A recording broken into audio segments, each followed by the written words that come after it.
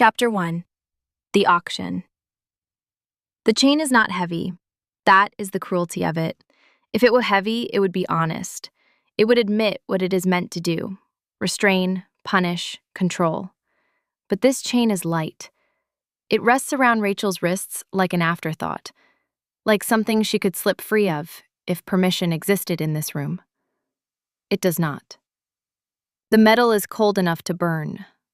She does not react. She stands on the raised stone platform beneath the auction lights, her skin exposed to the heat, to the eyes, to the silent calculations being made about her worth. No one speaks yet. Predators do not rush. They observe. The hall is vast, carved from black stone that drinks the light instead of reflecting it. Crimson banners hang between the columns, heavy with dust and history. The air smells of iron, sweat, and the expensive oils alphas use to sharpen their scent instead of hiding it. Power, made visible. Rachel keeps her spine straight. Not defiant, not submissive. Present. She will not help them reduce her. Lot 27. The auctioneer's voice cuts cleanly through the silence. He stands below her, thin, immaculate, untouched by the filth of what he facilitates. Unbonded Omega, female, prime fertility, no prior claim. His eyes flick toward her, clinical. Then he delivers the final offering. Untouched. The word lands. The room inhales. Not loudly, not crudely, but she feels it.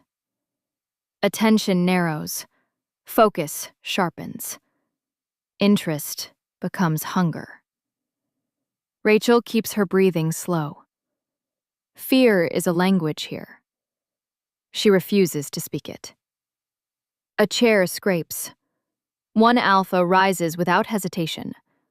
He is thick through the shoulders, his hands heavy with gold rings that flash beneath the light. 10,000. He does not look at her face. He looks at acquisition. Another voice answers. 15. Then, 20. The numbers climb quickly, effortlessly, casually. They are not bidding on her. They are bidding on what she can be used for. Rachel fixes her gaze on the far wall and refuses to disappear inside herself. She remembers snow falling outside her father's clinic, the smell of antiseptic and pine wood. His hands steady even when the pack began to fracture around them. Debt is quieter than war. It kills slower. It leaves witnesses. 25. 30. The auctioneer nods, satisfied. Rachel's pulse remains steady, not because she is calm, because panic would change nothing. The iron doors at the back of the hall open. The sound is soft. It still silences everything. Conversations die mid-breath. The auctioneer stops moving. Even the men who believe themselves untouchable turn. He enters alone. No guards, no herald. Authority does not announce itself. It is recognized. He is taller than the others, broader, wrapped in black wool that falls clean and severe along his frame. Dark steel glints at his throat and wrists, not decoration, but warning. He does not hesitate. He does not search the room. He already knows why he is here. Kale, Alpha King of the Northern Territories.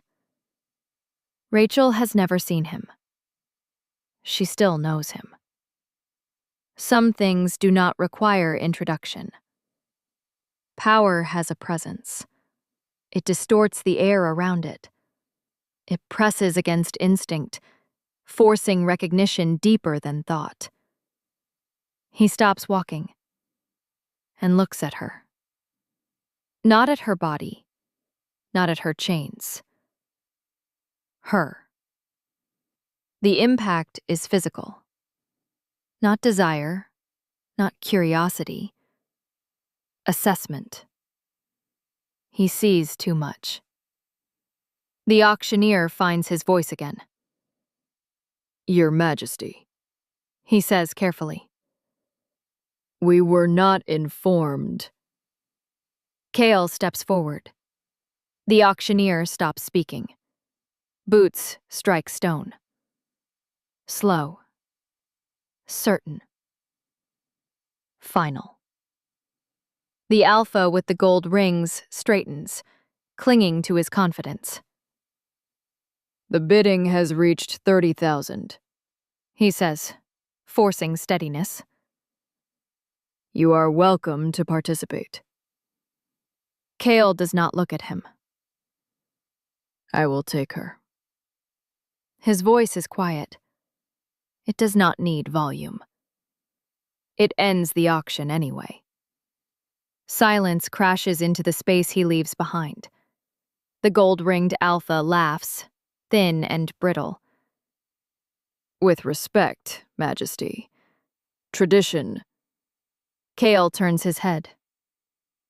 That is all. The alpha stops breathing. It happens so fast it is almost invisible. His body remembers something his pride does not control. He sits, without deciding to. Submission. Dragged out by instinct. The auctioneer swallows. His hand trembles as he raises the gavel. Sold. The word strikes harder than the wood. Rachel does not move. Kale approaches the platform. Closer, he smells like winter at its most merciless. Clean. Cold. Empty of mercy. His eyes remain on hers. Not consuming. Not gentle. Certain. "You are not trembling," he says. It is not a question. No. Her voice is steady. His gaze sharpens slightly. "Do you know who I am?" Yes. "And you are not afraid?" This time, it is a statement. Rachel could lie. Fear would make her smaller, safer, easier to control.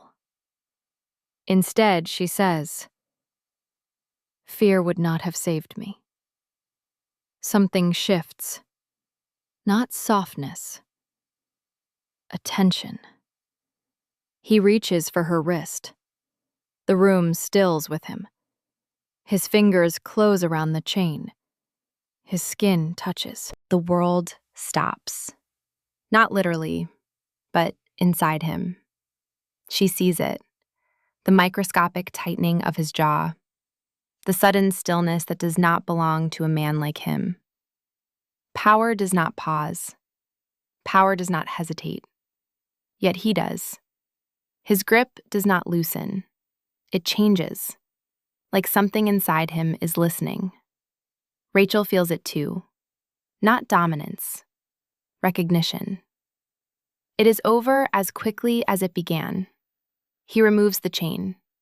Not roughly, not ceremonially, simply because it is there, and he has decided it should not be. A king undoing what other men required. The room watches.